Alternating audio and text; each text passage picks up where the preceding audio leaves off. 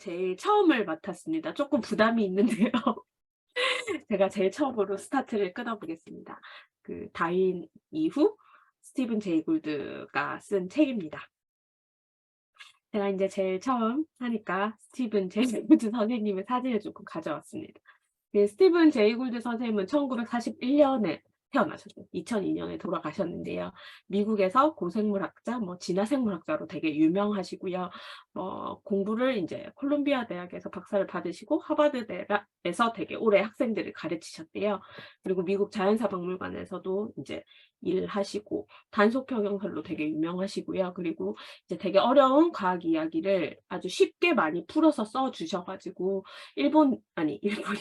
미국 내에서도 그 팬들도 되게 많고 선생님을 좋아하시는 그런 독자분들이 되게 많다고 들었습니다. 그리고 여기 지금 제가 오른쪽에 책들 표지를 좀 찾아가지고 붙어 봤는데요. 되게 제목 다 같고 똑같은 책인데 표지가 되게 다양하게 있잖아요. 이 정도로 되게 30년 이상 넘은 이제 책인데도 계속 인기가 있어가지고 계속 재판으로 나오는 것 같아요. 그래서 이 책은 이제 선생님이 1974년에서 딱 이제 돌아가시기 전 한 2001년 그 정도까지 잡지에 에세이를 계속 쓰셨나 봐요. 과학 에세이를 계속 쓰셨는데 그중에 이제 초기에 33가지 그 33개 정도의 책을 이야기를 인제 이렇게 책으로 엮으셨던 거고요. 그 잡지 이름은 자연사라고 하는 잡지라고 해요. 그래서 그 잡지에 연재한 컬럼을 모아서 요렇게 책으로 만든 그 선생님의 제일 첫 그 과학 에세이집이라고 해야 되나요? 그런 책이라고 합니다. 저는 그렇게 내용이 많지 않아 가지고 짧게 끝날 것 같긴 한데요. 전체적으로 이 책은 8부로 되어 있습니다. 그래서 오늘은 아마 1부, 2부를 하게 될 것 같고요. 제가 맡은 부분은 다윈주의에서 1장 다윈에 대한 오해와 이해라고 하는 부분입니다. 1장에서는 이제 그 다윈의 이제 어떻게 해서 비그로에 타게 됐고 어떤 연구를 했고 그런 거에 대해서 조금 설명이 나오는데요. 1장에서는 이제 요 3가지 내용을 이제 생각하시면서 읽으시면은 되게 이 내용이 조금 이해하는 게 수월하지 않을까 싶어요. 근데 처음에 다윈이 비그로 탔으니까 박물학자로 탔다라고 저희가 다 생각을 하잖아요. 근데 비그로의 박물학자는 다윈이 아니었대요. 그런 내용이 이제 제가 발표한 부분은 아니고 뒷부분에 나오는데요. 그 부분이 이제 중요한 내용이고요. 그리고 다윈은 진화라고 하는 그 단어를 사용하지 않았다고 해요. 그래서 그 부분에 대한 이야기도 나옵니다. 그리고 다윈이 처음에 이런 이제 이론을 본인이 생각을 하고 이론을 정립한 다음에 실제로 발표하기까지 21년이 걸렸대요. 왜 21년이나 걸렸을까 하는 이야기가 주된 이야기가 이제 1부에 나오거든요. 여기 왼쪽에 있는 그림은 이거 많이 보셨을 것 같긴 한데 비그로가 이제 다닌 그 루트, 그리고 두 번째는 핀치 연구로 다윈이 되게 유명하잖아요. 근데 그 핀치의 특징에 대해서 정리한 그런 그림이고요. 이거는 이제 그 종의 기원 책 제일 초판 다윈 선생님 사진입니다. 자, 넘어가겠습니다. 그 다윈에 대해서 조금 설명이 나오는데요.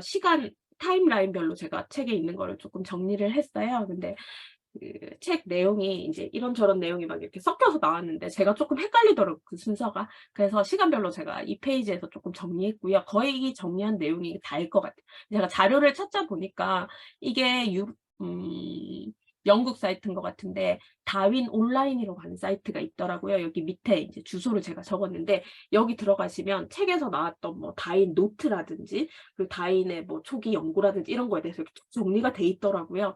그래서 엔노트 막 이런 것도 나오는데 들어가니까 다 있더라고요. 그리고 이 그림이 이게 좀 되게 유명한 그 나무 그림인데 이게 뭐지? 생명의 나무인가? 그런 나무 그림인데 이제 다윈이 직접 그린 그 그림도 보실 수가 있으세요. 근데 이거는 노트 B에 있다고 하더라고요. 그래서 다윈이 손으로 이렇게 필기한 거를 다 노트로 만들어 가지고 텍스트로도 만들어 놓고 그래서 몇 개 이렇게 쭉 봤는데 다 영어로 돼 가지고 제가 자세하게 읽어보지는 못했습니다. 다윈은 1831년부터 1836년까지 5년 동안 비그로에 탑승을 했습니다. 그리고 탑승한 후에 1937년부터 공간 변이를 주제로 노트를 작성하기 시작했어요. 근데 이 노트라고 하는 게 이제 여기서 나오는 뭐 노트, N노트, M노트 이런 걸 말하는 것 같아요. 근데 거기에 무슨 뜻이 있는 건 아니고 그냥 순서대로 A, B, C 이렇게 이름을 붙였다고 하더라고요. 그래서 자기가 이제 이 비그로에 탑승하는 동안 봤던 여러 가지 생물에 대해서 그리고 변이에 대해서 막 정리를 하고 있는데 자기가 이때까지 이렇게 보고 듣고 했던 거를 이제 정리를 하고 이걸 받쳐주는 증거를 찾기 위해서 되게 노력을 되게 많이 했었는데요. 뭐 이렇게 좋은 것들이 없었나 봐요. 근데 1938년 이걸 정리하던 도중에 멜서스의 인구론을 읽고 이 진화론의 근간이 되는 그런 이론을 정립을 했다고 해요. 그래서 그 인구론을 읽고 생존 경쟁, 자연 선택에 관해서 생각을 하게 되고 거기서 힌트를 얻어서 이제 이론을 만들었고요. 이제 이때부터 이제 M노트를 작성하기 시작했대요. 뭐 이 책에서는 M노트, N노트에 있는 내용들이 조금 중요하게 다뤄지는 것 같더라고요. 그리고 1842년, 1844년에 이 이론을 정리를 하고 뭐 개요를 작성을 했고요. 그리고 이제 작성하기 시작하고 요기를 말하는 것 같아요. 38년에 사고의 틀을 세우고 그리고 종의 기원을 발표한 거는 1859년으로 나오더라고요. 그래서 여기서 여기까지는 21년이라고 하는 시간의 차이가 있습니다. 그래서 책에 나와 있는 내용으로 이 이론 발표까지 21년이나 걸린 이유는 뭘까? 근데 대부분 이제 통상적이고 아주 전통적으로는 얘가 되게 완벽한 성향이 있기 때문에 아마 그런 완벽한 증거를 수집하기 위해서 그렇게 시간이 걸렸을 거다.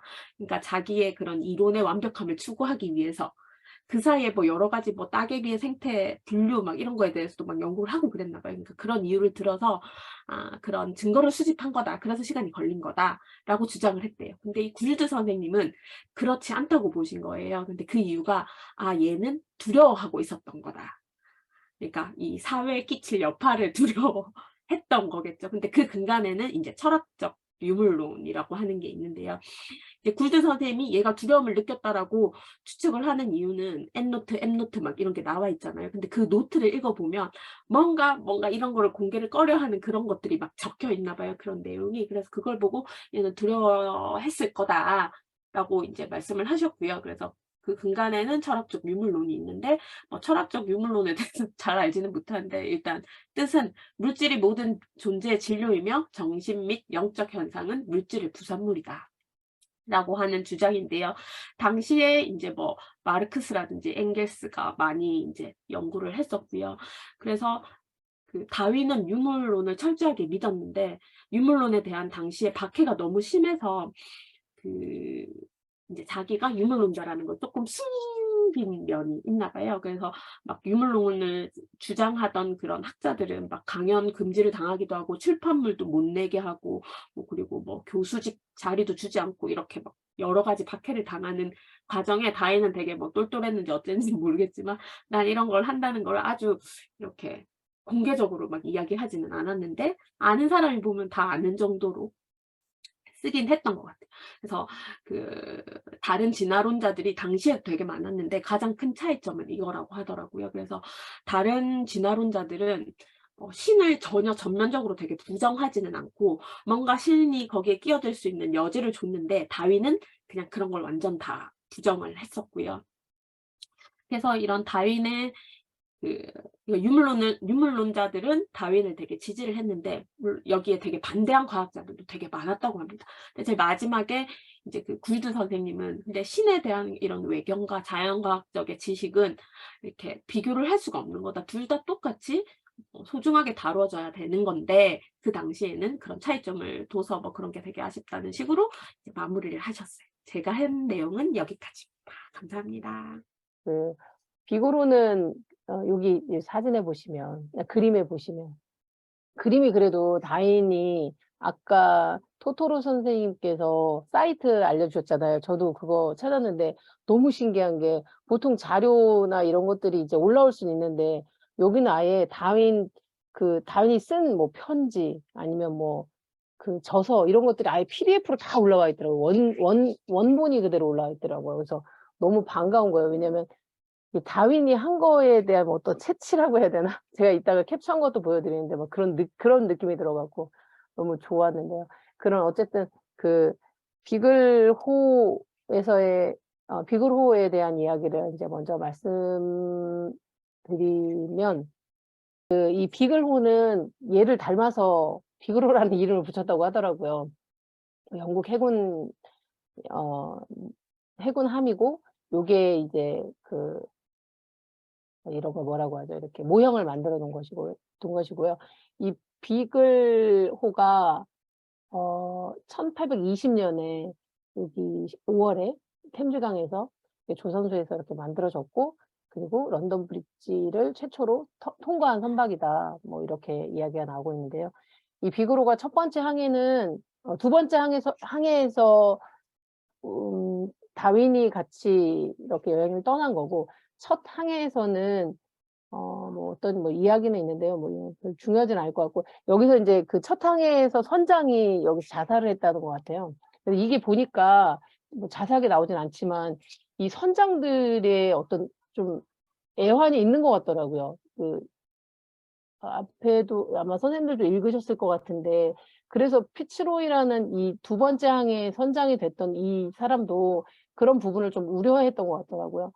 그래서 첫 번째 항에서 이제 그 사람이 자살하고 나서 피츠로이라는 이 사람을 잠시 이렇게 데리고 왔는데, 그 사람이 이제 또 우여곡절 끝에 두 번째 항해의 선장이 된대. 이것도 이야기가 좀 있더라고요. 이 사람이 원래 여기 두 번째 항해의 선장이 되는 게 아니었더라고요. 다른 데서 찾아보니까. 근데 또 우여곡절 끝에 이렇게 아무튼 두 번째 항해에 참여하게 됐는데, 이 사람이 첫 번째 항해 때 같이 이렇게 해 보니까 어 아마 선장의 어떤 외로움과 그리고 또 이제 지질학적으로 뭔가를 아는 사람이 필요하다고 느꼈던 것 같아요. 그래서 첫 번째 항해에서 지질학에 대한 전문적으로 충고해 줄 사람이 필요하다는 것을 알게 돼서 그렇게 인제 다윈을 고용하게 됐는데, 아까 토토로 선생님께서도 말씀하셨지만 이미 박물학자는 있었고요. 근데 그 박물학자가 왜 필요하냐면 이 당시에 잠깐 제가 어디다 여기 요 당시에 해군이 그 의사 겸 박물학자를 배에 태우는 전통이 있었다고 하더라고요. 그래서 요 사람을 이 로버트 맥코믹이라는 사람을 박물학자로 고용을 했었던 거고, 그런데 찰스 다윈은 인제 선장에 여기 뭐라고 표현되어 있냐면 정원의 정원외라는 거기에 작은 따옴표를 이렇게 해 놨는데 정원의 동반자였다고 이렇게 표현을 해 놨더라고요. 그래서 어쨌든 이 선장의 정원의 동반자로 함께 이제 출항을 하게 되는데요. 어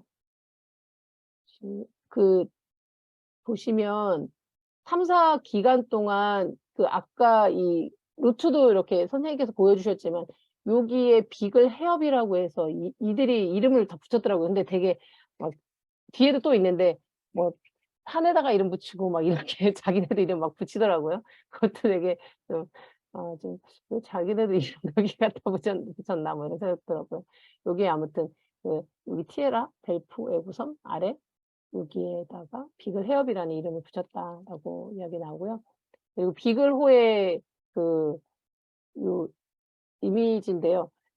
3 층이고요. 3 층, 2 층, 2 층, 3 층 뭐 이렇고, 그다음에 평면도는 이렇고 뭐 그렇다네요. 네. 그리고 아까 또 토토로 선생님 좀 언급해 주셨는데 비글호의 박물학자는 로버트 매콤이라는 사람이었는데, 이 사람이 그 책에서는 되게 안쓰럽게 지금 제가 읽은데 2 장에서는 좀 안쓰럽게 느껴졌었거든요. 근데 이 사람이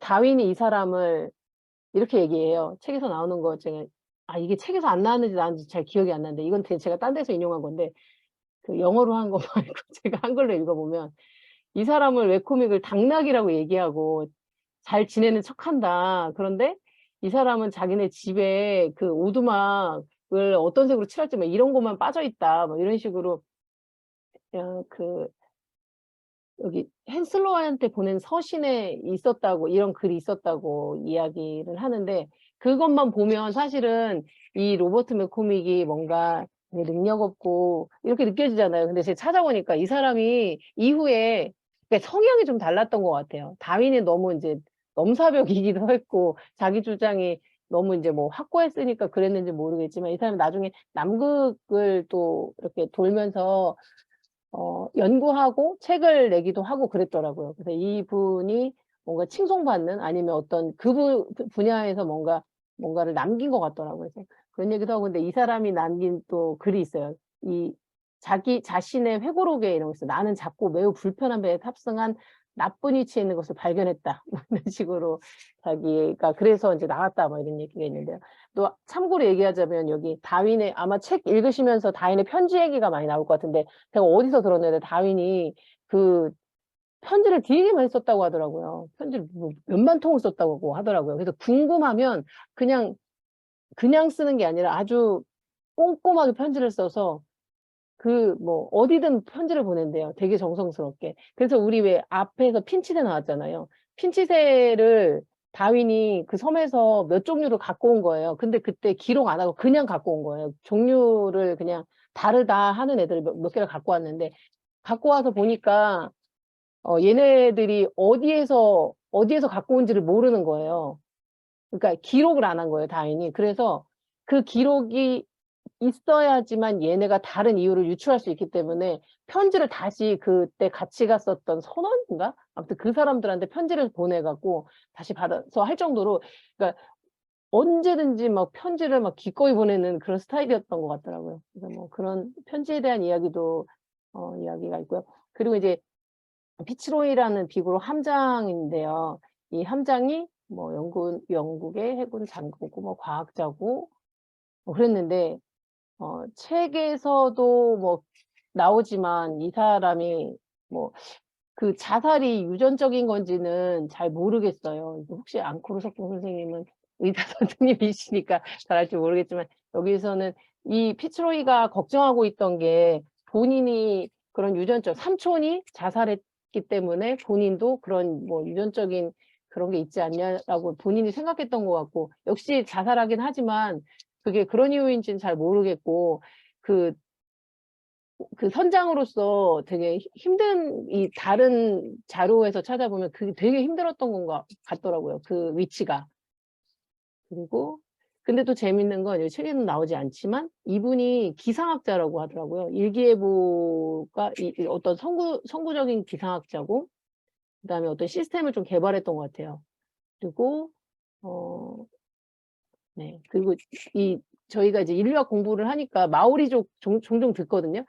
마오리족이 그 애니메이션의 그 개 마오리족 아닌가 싶어요. 맞나? 그 머리 빠마머리한 여자 있잖아요. 원시 부족 그 뭐지? 그 애니메이션인데 아무튼 걔가 마오리족이었던 것 같은데 그 마오리족 이분이 보면 1843년부터 1845년까지 뉴질랜드 총독으로 재직했을 때 영국의 정착민들이 주장하는 불법 토지 판매로부터 마오리족을 보호하기 위해서 노력했다 뭐 이런 얘기가 있더라고요. 착한 사람 이렇게 그 부분만 그렇게 생각이 들었고요. 근데 이제 그 다윈이 그 5년 동안 비그로에 탑승해서 여행을 했잖아요. 근데 그 여행을 하면서 이후에 이제 그 비그로 항해기를 책으로 냈는데 저는 그래서 그 책이 이렇게 눈으로 보고 싶은 거예요. 그래서 찾아봤는데 이게 왜 꽃이 이런 데 있냐면 이게 보니까 중고로 파는 것 같더라고요. 외국에서. 제가 그런 거를 캡처했는데 나중에 선생님이 토토로 선생님이 발견한 그 사이트를 이제 발견해갖고 제가 거기에 있는 그 PDF 파일에서 몇 개 이렇게 캡처해 와 봤는데요. 비그로 항해기 안에 있는 이미지들을 제가 이렇게 가져와 봤어요. 영어는 전 뭐 읽지는 못하겠고 그림들은 이제 그 만난 원시 부족들이나 아니면 어떤 이런 것들 이렇게 이런 지형들 그리고 좀 봐봤고요. 그리고 비그로 항해기가 1839년에 초판이 나왔으니까 아까 여행이 31년부터 36년도까지였잖아요. 그래서 한 3년 후에 초판이 나왔고 45년에 입판이 그래서 이제 이렇게 좀 계속 추가하거나 수정하거나 이런 식으로 해서 3판까지 나왔다는 것 같고요. 그리고 요 그림도 인상적인데요. 그 1834년이니까 이게 그 다윈이 승선했을 때거든요. 탑승했을 때 그때 비글 해역과 만나는 그 여기가 콘손 비현만 뭐 이런 데가 있대요. 근데 여기에 정박을 했는데 도치 없는 주민들의 쪽배가 가까 도치 없는 원주민들의 쪽배가 얘네가 이렇게 가까이 온다. 원주민들은 바람의 힘을 이용할 줄 몰랐다. 뒤에 보이는 가장 높은 산이 피츠로이 함장이 이름을 붙인 다윈산이다. 이 뒤에 이 산이 그렇대요. 그리고 뭐 그런 얘기가 또 재밌었고요. 그리고 네, 그래서 이 당시에는 배에 화가를 태우고 다녔더라고요. 그 사진기가 발명이 되지 않았어서 그 아우구스투스 어리라는 화가를 태우고 다녔는데 이제 나빠져서 다른 후임 뭐 화가를 이렇게 태우고 그 사람이 그린 그림이다 뭐 이런 얘기를 하는 것 같았고요. 그래서 이 비그로에서 찰스 다윈의 이야기를 조금 더 이야기해 보자면 피츠로이는 그 설계론을 믿었다고 하더라고요. 이 설계론이 생물 구조의 완벽성에서 하나님의 은총을 유추할 수 있다는 그런 믿음이 있었던 거고, 그리고 근데 이제 다윈은 또 이제 자기는 이제 을이기 때문에 갑한테 뭐라고 막 할 수는 없고 그렇지만 다윈은 아까 토토로 선생님 말씀처럼 그 유물론을 믿었는데 그게 아마 무신론에 기반한 거기 때문에 본인의 그 유물론을 이렇게 좀 강력하게 주장할 수 없었던 것이 그런 것처럼 저 느껴졌어요. 다윈의 그 외부 환경에 결정되는 우발적인 변이와 자연 선택을 바탕으로 하는 진화 이론을 전개했다. 그리고 함상에서 다윈은 신령과 사상이 다른 함장한테 반론을 제기할 수 없는 위치에 있었기 때문에 뭐 좀 이 유물론을 막 강력하게 이렇게 얘기하진 않았다. 그리고 이 부분에서 이제 굴드가 저는 이게 되게 놀라웠는데 다윈이 어떤 것을 막 발견하고 뭐 이런 거 물론 관심이 있었겠지만 그 사람을 촉발시킨 건 피츠로이가 되게 영향이 컸다고 해서 그게 되게 재밌었어요. 그 다윈의 진화론이나 이런 철학이 피츠로이 덕분이라고 해서 그래서 그게 좀 놀라웠고, 그리고 노년에 이제 피츠로이가 막 뭐 이렇게 정신 착란을 보이면서 이제 자살을 하죠. 이 형이 이제 비그로에서 2장에 대한 이야기였고요. 그리고 이제 3장의 다윈의 딜레마인데요. 저는 이제 이 3장에서 전체를 아우르는 그 문장이 요거일 것 같아요. 생물의 진화와 진보는 다르다. 근데 보통은 저도 진화랑 진보 같은 거라고 느껴지기도 하고, 그리고 과학자들도 이렇게 주장하는 사람들도 많은 것 같더라고요. 진화의 다른 이름이, 그러니까 일부러 찰스 다윈은 진화라는 용어를 쓰지 않았다고도 얘기하고, 이 사람 말고도 다른 과학자, 저명한 과학자들도 진화라는 용어를 안 쓰려고 애썼던 것 같은데, 그 같은 말이 찰스 다윈은 변이를 수반한 유전, 그 다음에 라마르크는 형질 변환 이론, 이렇게, 그 다음에 해켈은 종간 변이 이론, 유전 이론, 이렇게 썼다고 하더라고요. 그래서 이제 이게 굴드의 질문인데요. 굴드의 글에는 질문이 되게 많아서 그걸 따라가는 게 되게 중간중간 되게 좋은데요. 그들이 진화라는 단어를 쓰지 않은 이유가 뭘까? 그리고 어떻게 해서 생물의 변천을 말하는 그들의 이론에 지금과 같은 이름이 붙게 되었을까라는 질문을 하게 되는데요. 찰스 다윈이나 그렇다고 라마르크나 해켈이 다윈의 그 자연 선택설을 다 주창하는 건 아니에요. 예를 들어서 라마르크 같은 경우는 용불용설이라고 해서 잘은 모르는데 아마 용불용설이 그런 것 같더라고요. 그러니까 이 라마르크를 따라가면 찰스 다윈은 아까 토토로님 보여주신 것처럼 생명나무가 막 뻗어가잖아요. 다양성이 계속 그 상황에 따라서 막 이렇게 뻗어가는데 라마르크는 예를 들어서 기린의 목이 긴 거는 그러니까 목적이 길게 하려고 해서 길어진 거라, 이게 되게 어려운 말인데 아무튼 거기에 라마르크의 진화설에는 되게 직선적이에요. 진화적인 게 지렁이에서 뭐 메뚜기 뭐 이런 식으로 이렇게 종간의 다양한 변이가 아니라 이렇게 직선상이라고 하더라고요. 그런 라마르크의 이론이 있고, 그러니까 이론은 다른데 여튼 이들은 뭐 진화라는 이름을 좀 조심했다라고 이야기하고요.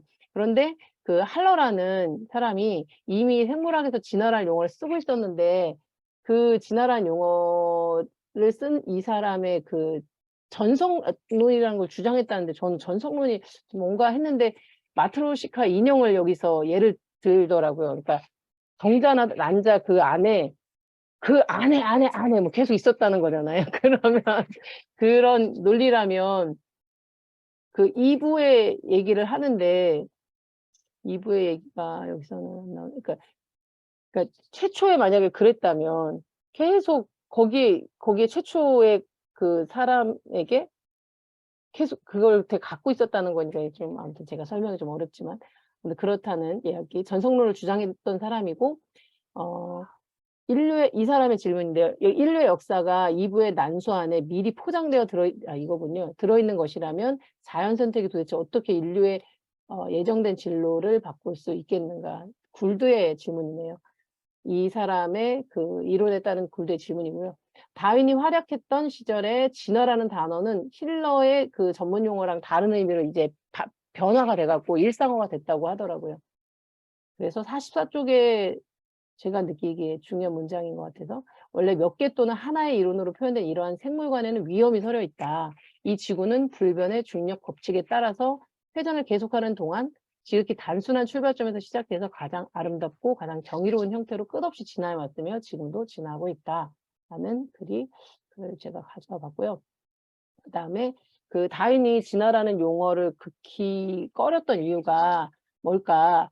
그 전에 굴드의 질문인데요. 아메바가 인간 못지않게 자기 환경에 훌륭히 적응할 수 있다면 우리 자신을 가리켜서 고등생물이라고 누가 감히 말할 수 있냐라는 굴드의 질문이 있어요. 그래서 이제 진화를 그 다윈이 그 용어를 꺼렸던 이유는 그 전문적인 의미가 자신의 신념과 대조적이었다. 그리고 일상적인 의미의 내재해 있는 필연적 진보의 관념에 불편함을 느꼈다. 그래서 여기서 이제 진화와 진보에 대해서 이야기가 되고 있는데요. 진화가 변이를 수반하는 유전과 동의어로 영어에 들어오게 된 것은 빅토리아 시대의 학자 허버트 스펜서 덕분이라고 하는데요.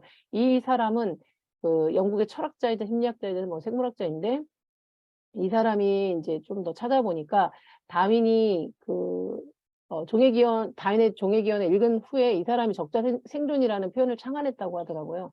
그리고 이 용어는 자연 선택을 강력하게 암시하지만 스펜서는 진화가 사회학과 윤리의 영역으로 확장되는 것으로 보았으므로 라마르크주의도 지지했다라고도 다른 자료에서 표현되고 있더라고요. 그리고 생물의 변화에 꾸준히 진화라는 용어를 이 사람이 사용했고 진보를 물질의 내재적 증력이 아닌 내적 힘과 외적 힘이 협력한 결과로 보았다라고 이야기하고요. 이 사람의 말을 인용하자면 진화란 물질의 통합이고 그에 수반되는 운동의 확산을 의미한다. 이 과정에서 그 물질은 무한하면서 일관성이 없는 동질성으로부터 한정되고 일관성이 있는 이질성으로 이해한다. 이거 되게 어렵지 않아요? 저는 이 말을 그래서 몇 번 읽어왔는데 뭔가 있는 것 같은데 좀 어려웠어요. 이 말을 조금 더 생각해 보고 싶었고요. 그리고 이제 거의 마지막인데요. 그래서 이제 이 굴드의 말입니다. 진화와 진보의 필연적인 연계를 전제로 하는 사상이야말로 인간 중심적인 최악의 편견이다. 오래전에 폐기해버린 과학자들 사이에서는 이미 다윈의 견해가 승리를 거뒀기 때문이다. 그럼에도 불구하고 대다수 사람들은 아직까지도 진화와 진보를 동일시하고 있다. 인간 진화를 단순한 변화가 아닌 지능과 키의 증가 또는 그 밖의 독단적인 척도로 측정한 개성과 향상으로 정의하고 있다라고 제가 인용을 해봤습니다. 아까 그 다윈의 그 자료들이 있는 사이트고요. 이거를 조금 보시면 좀 재밌을 것 같아요. 제가 영상을 가져와 봤는데요. 한번 여기서 이제 톰 베셀이라는 사람이 나와요. 이 아저씨더라고요. 이 사람이 미국 저널리스트래요. 저널리스트인데 다윈에 대해서 되게 다윈의 이론에 대해서 회의적인 견해들을 많이 밝혔나 봐요. 그래서 1976년에 하퍼스라는 잡지에 다윈의 실수라고 한 거에 다윈은 자기 이론을 뒤엎기에 충분한 만큼 오류를 범했다. 라는 얘기를 이제 하고 있어요. 근데 그 부분이 이제 이 책을 쓴 굴드 선생님도 다윈 책이 약간 그런 면이 없잖아 있긴 하지만 그래도 그 안엔 진주가 있어. 이렇게 이제 얘기를 하잖아요.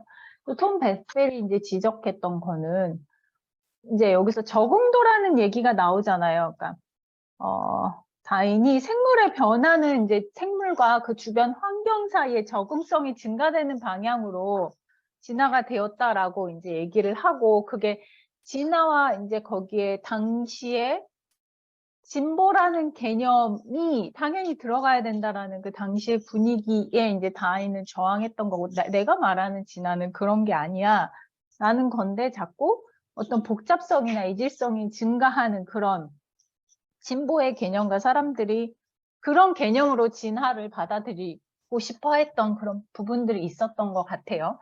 근데 어쨌든 다인의 이론을 따지면 적응도가 향상을 해서 적응도가 높은 개체들이 생존을 살아남게 되는 거잖아요. 그래서 결론적으로는 생존이 결과가 나오는데, 그러니까 적응도가 높은 개체가 이제 생존했다면 어떻게 자연 선택이 창조적 힘이 될 수 있냐, 이제 이런 질문을 하게 된 거고, 그런 의미는 이제 번식의 이유는 설명은 하지만 한 유형의 동물이 점진적으로 다른 종으로 변화할 수 있는가를 설명하기에는 잠깐만요.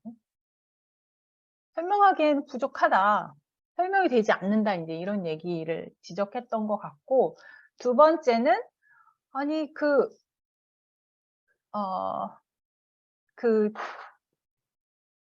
종의 선택. 여기에 책에서 나오지만 육종가가 뭘 선택한 거지? 이걸 선택한 내용이 엄청 많이 나온다고 얘기하는데 그런 육종가의 의도적인 선택이 어떻게 그 자연을 비교할 수 있다고 확신할 수 있느냐라고 얘기를 한 거죠. 그래서 이 사람은 계속 자연에서의 생존은 선을 위한 거다. 진보적 성격을 지닌다. 이런 부분을 다인의 이론이 갖고 있다라고 이제 얘기를 한 것 같고요. 그래서 근데 이제 다인의 이론을 잘 살펴보면 이제 적자 생존. 적자 생존이라는 얘기가 나오는데, 적자는 이제 살아남아서 결국은 그들의 선호된 형질을 집단 속에서 전파를 하는데, 그럼 누가 적자야? 그 적자는 어떻게 정의돼? 그래서 살아남은 자가 적자 아니야? 이러니까 생존자의 생존, 이런 동어 반복이 계속된다. 이제 이렇게 얘기를 하는 거를 톰 베셀이 지적을 하고 불두도 그 부분에 대해서 이제 동의를 하는 거죠.